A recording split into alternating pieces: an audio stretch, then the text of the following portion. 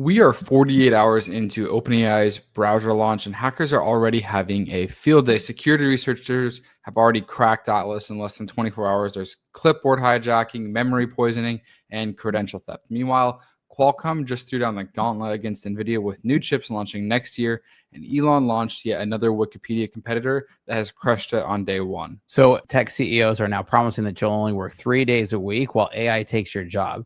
But what nobody's talking about and what is that we're hitting a massive power crisis that could derail the entire AI boom.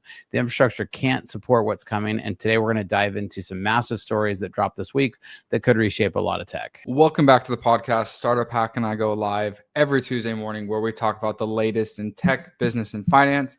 And man, do we have some things to talk about with you guys today. Yes, Startup Hack is my father. We are a father and son duo where we take our kitchen table conversations and we bring them to you guys every Tuesday morning. We love doing it. And this is episode 15, so we're ready to rock and roll.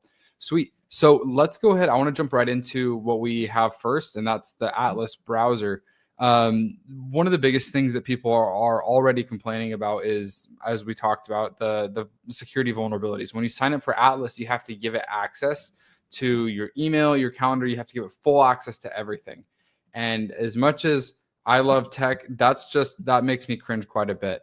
And it already screams vulnerabilities into my appointments, my calendars, my contacts. And I mean, I can't help but say, if we ever get a Terminator situation where Grok goes rogue and OpenAI starts emailing people on my contacts list, that would be pretty concerning. So what's your take on the first few days of Atlas launching?